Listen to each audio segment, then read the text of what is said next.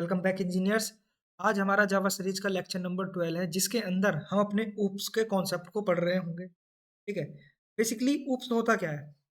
Oops का main M होता है कोड को रीयूजेबल बनाना, सिक्योर बनाना और इजी टू मेंटेन रखना, यानी हम कोड को अच्छे से मेंटेन कर पाए।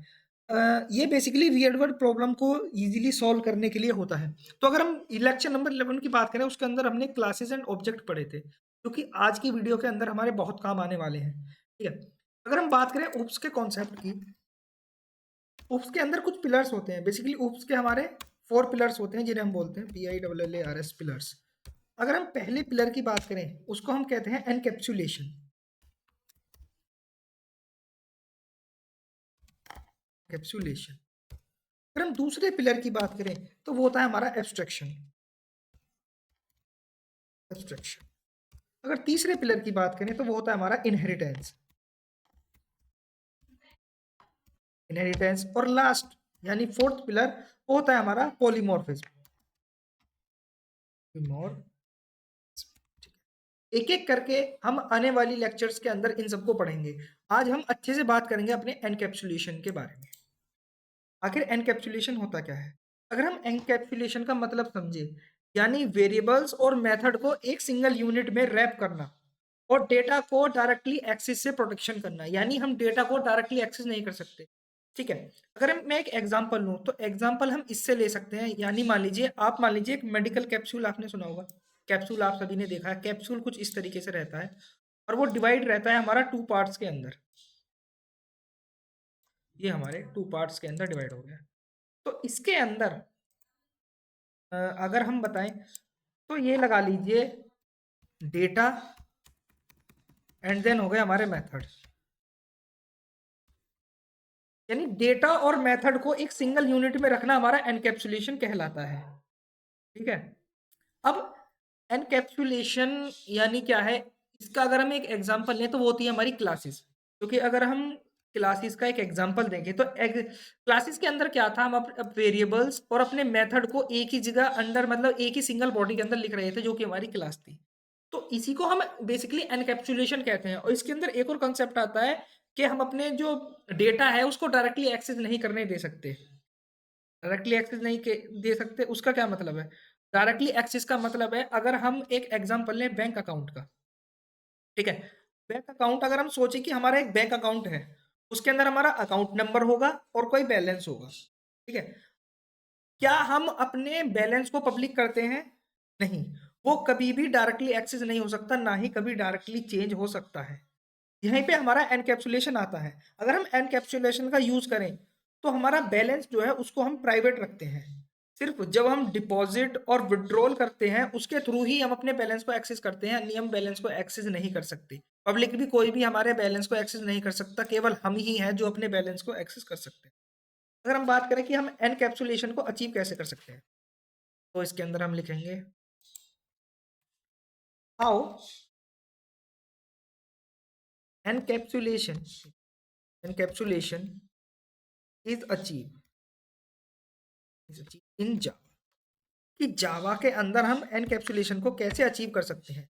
तो अगर हम पहले पॉइंट की बात करें, पहले पॉइंट की अगर हम इसके अंदर बात करें, तो पहला पॉइंट हमारा आता है वेरिएबल्स को प्राइवेट बनाना। वेरिएबल्स को ना प्राइवेट बनाना, वेरिएबल्स को प्राइवेट बनाना।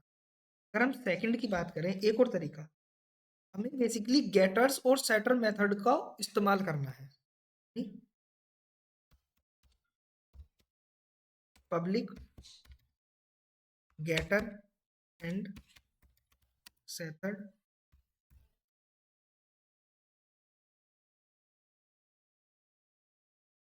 मेथड को।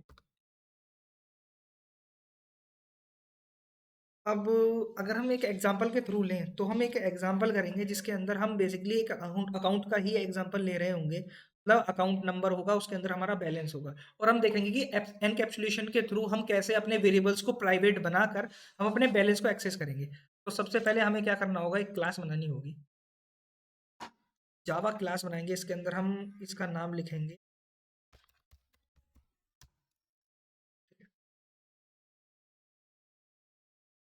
यहाँ पर अकाउंट नाम की क्लास आ गई है, उसके अंदर पब्लिक स्टैटिक वॉइड मेन, जो भी हमारा नॉर्मल होता है पब्लिक स्टैटिक वॉइड मेन, इसके अंदर अपना ये हमारा मेन कोड होगा, मतलब मेन थ्रेड मेन मेथड है। इसके ऊपर हम एक क्लास बनाएंगे, एक क्लास बनाएंगे क्या, स्मॉल एट सी सी, मैं इसको नाम दे देता हूँ स्मॉल अकाउंट। इसके अंदर हमारा क्या होगा,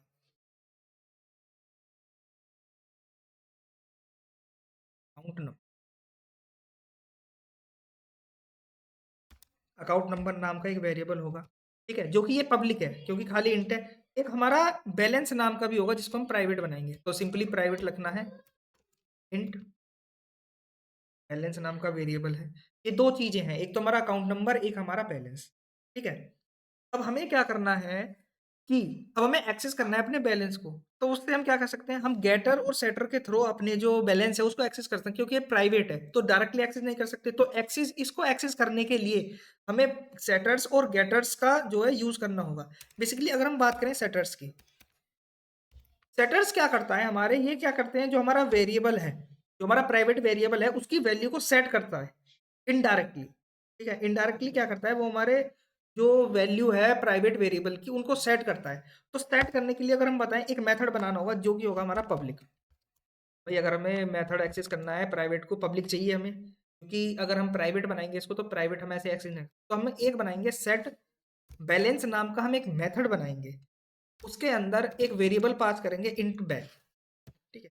ये क्या होगा, जो हमारी बैल की वैल्यू होगी उसको हम अपनी सेव करवा देंगे बैलेंस नाम के वेरिएबल के अंदर, बैलेंस इज इक्वल, यानी बैल की जो भी हम वैल्यू डालेंगे उसको हम डायरेक्टली, अरे सॉरी ये ब्रैकेट के बाद,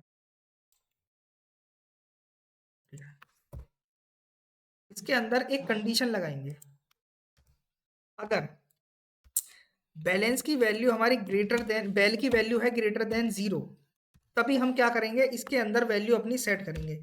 यानी जो हमारा बैल, यानी बैल की जो वैल्यू होगी वो हमारी किसके अंदर सेट हो जाएगी, बैलेंस के अंदर। अब ये तो हो गया सेटर, यानी वैल्यू सेट करना। अब हमें वैल्यू चाहिए भी होगी, यानी अपना बैलेंस भी पता करना होगा कि वैल्यू कितनी हुई है, बैलेंस प्लस इक्वल टू कर देते हैं क्योंकि उसके अंदर ही स्टोर होगी ना। तो अगर हमें ये वैल्यू चाहिए बैलेंस की, तो उसके लिए हम बताते हैं अपना गेटर्स वैल्यू, तो उसके अंदर गेटर्स बनाते हैं। बेसिकली उसके अंदर कोई पैरामीटर पास नहीं होगा पब्लिक, क्योंकि इसका कोई रिटर्न टाइप होगा, इसलिए हम इसको इंट बनाएंगे, रिटर्न टाइप जो होगा इंट। इसके अंदर हम कुछ रिटर्न नहीं कर रहे थे सेटर्स के अंदर, तो इसलिए हमारा ये वॉइड था, public int get balance, get balance. तो कोई पैरामीटर पास नहीं होगा क्योंकि ये सिर्फ हमें क्या है, इसके अंदर चाहिए वैल्यू, ये हमें एक वैल्यू रिटर्न करके देगा। तो वैल्यू क्या रिटर्न करके देगा, क्योंकि ये एक रिटर्न टाइप इसका इंट है, तो ये हमें क्या कर देगा, एक रिटर्न वैल्यू करके देगा। वैल्यू क्या रिटर्न करके देगा, हमारी बैलेंस की वैल्यू। तो अगर हम यहाँ पर पूरे कोड को एनालाइज करें तो इसके अंदर कहीं भी हमने डायरेक्टली बैलेंस को छेड़ने नहीं दिया है, यानी पब्लिक भी कोई भी हम इसको एक्सेस नहीं कर सकते हैं। लेकिन गेटर्स और सेटर्स को बनाते वक्त हम इसको क्या है, इनडायरेक्टली एक्सेस करते हैं। यानी गेटर सेटर के अंदर हम क्या करते हैं, इस बैलेंस की वैल्यू को अपडेट करते हैं। और गेटर की अगर हम बात करें, सेटर के अंदर बैलेंस को क्या है, हम अपने को अपडेट करते हैं, और गेटर्स के अंदर हम इस बैलेंस को रीड करते हैं आखिर हमारा बैलेंस क्या है, और ये हमें एक वैल्यू रिटर्न करके देता है किसकी, बैलेंस की, क्या हमारा बैलेंस है। ठीक है, अब इसका एक ऑब्जेक्ट बनाते हैं। ऑब्जेक्ट बनाने के लिए क्या होगा, बेसिकली क्लास क्या होती है हमारी, एक डेटा टाइप है, एक तरीके से डेटा टाइप होती है जो कि हमारा प्रोग्रामर बनाता है। तो ACC, इसका नाम लगा दिया account 1 is equal to return balance, ठीक है जी। ये हो गया हमारा अकाउंट 1, और न्यू कीवर्ड का जो कि हमारी मेमोरी को इनिशियलाइज करेगा, इनिशियलाइज, ये हमारा ऑब्जेक्ट बन चुका है। अब हम क्या करेंगे, ऑब्जेक्ट 1 के अंदर एक मेथड है हमारा जो हमारा बैलेंस को सेट करेगा, यानी क्या है वो, हमारा सेट बैलेंस नाम का एक मेथड है। उसके अंदर कितना बैलेंस डालेंगे, हम डालेंगे 5000, ठीक है। और फिर क्या है, बैलेंस हमने क्या कर दिया, बैलेंस यहाँ पर हमने सेट कर दिया, हमें क्या है, बैलेंस चाहिए। तो बैलेंस चाहिए तो क्या करना होगा, हमें बैलेंस को क्या करना होगा, प्रिंट करना होगा। तो ये क्या प्रिंट करेगा, A1 डॉट, एक गेट मेथड है हमें पता है, जो कि क्या देगा, हमारा बैलेंस देगा, डायरेक्टली यहाँ कॉल हो जाएगा। तो हम अगर हम इसको रन करा के देखें अपनी करंट फाइल को, तो क्या आंसर आना चाहिए, हमने बैलेंस डाला 5000, बैलेंस सेव हो गया 5000, और रिटर्न क्या करके दिया उसने हमें, बैलेंस रिटर्न करके दिया। यानी हमारा आंसर क्या आना चाहिए, हमारा आना चाहिए 5000, यहाँ पर हमारा आना चाहिए। करेंगे अकाउंट डॉट मेन,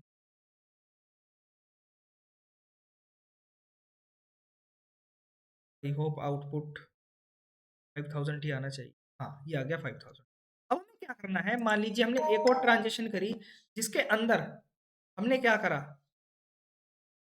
इसके अंदर हमने एक और बार अपने बैलेंस को सेट करा, सेट बैलेंस, बैलेंस सेट करा यानी मतलब हमने अपडेट करा बैलेंस के अंदर, हमने 1000 रुपये और डिपॉजिट किए। तो अगर हम अब प्रिंट करवाएं सेम बैलेंस को, अगर हम अब प्रिंट करवाएं A1 डॉट गेट, अब रन करा के देखें अब कितना आना चाहिए हमारा बैलेंस। पहले लाइन के अंदर प्रिंट होगा 5000, नेक्स्ट लाइन के अंदर होगा 6000। तो ये था हमारा एनकैप्सुलेशन, यानी डेटा को हम प्राइवेटली रखते हैं, अपने जो सेंसिटिव डेटा होता है जैसा बैलेंस हो गया, अगर हम बात करें पासवर्ड की तो पासवर्ड वगैरह हो गए, इसको क्या करते हैं हम एनकैप्सुलेशन के अंदर हमारी जितनी भी सेंसिटिव इन्फॉर्मेशन होती है उसको हम प्राइवेट करके रखते हैं, और गेटर्स और सेटर्स के थ्रू उस वैल्यू को हम चेंज करते हैं। यानी सेटर्स के अंदर क्या करते हैं, उस वैल्यू को सेट करते हैं, और गेटर्स क्या होती है, वो वैल्यू हमें रिटर्न करके देता है। तो इसलिए हम क्या करते हैं, इनडायरेक्टली हम उस जो वेरिएबल होगा उसको हम एक्सेस करते हैं। इसके अंदर एक और कंसेप्ट आता है हमारा एनकैप्सुलेशन के अंदर, डेटा हाइडिंग का। हम कहते हैं कि एनकैप्सुलेशन जो है डेटा हाइडिंग है। आखिर एक बार difference between encapsulation and data hiding को पढ़ लेते हैं। एनकैप्सुलेशन, एनकैप्सुलेशन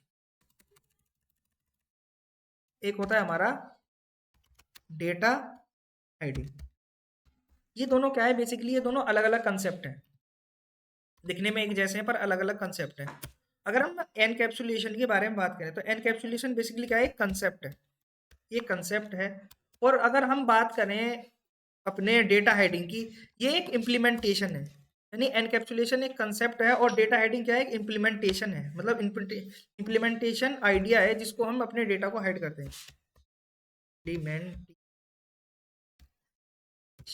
वहीं एनकैप्सुलेशन क्या है, इसके अंदर अपने डेटा और मेथड को रैप करते हैं।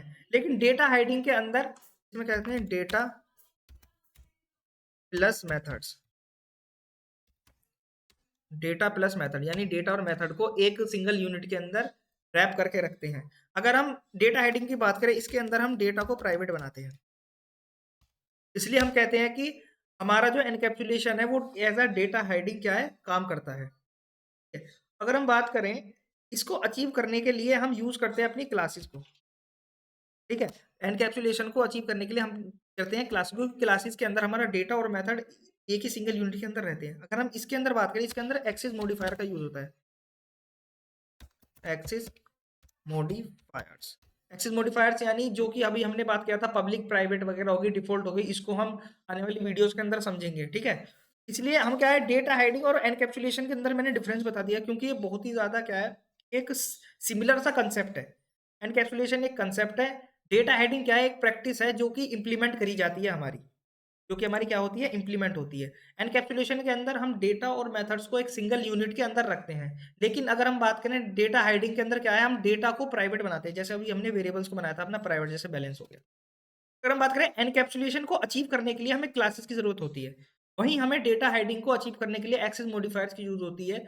एक्सेस मॉडिफायर बेसिकली क्या बताते हैं कि किस वेरिएबल को, यानी जिस किसी को जिसके साथ हमने अपना एक्सेस मॉडिफायर लगाया हुआ है, वो बताता है कि कितने ब्लॉक के अंदर उस डेटा को एक्सेस करना है। प्राइवेट है तो हम केवल उसी सेम क्लास के अंदर उस वेरिएबल को इस्तेमाल कर सकते हैं। अब आप, क्योंकि यहाँ पर एक क्वेश्चन आता है, अगर हमने इसे प्राइवेट बना रखा है तो हम इसे एक्सेस कैसे कर सकते हैं। बेसिकली एक्सेस मॉडिफायर के अंदर रूल डिफाइंस होते हैं कि अगर प्राइवेट है, अगर कोई वेरिएबल प्राइवेट है तो वो किसी एक क्लास के अंदर ही यूज हो सकता है। अगर हम इस क्लास के बाहर इसको एक्सेस करना चाहें तो हम डायरेक्टली एक्सेस नहीं कर सकते।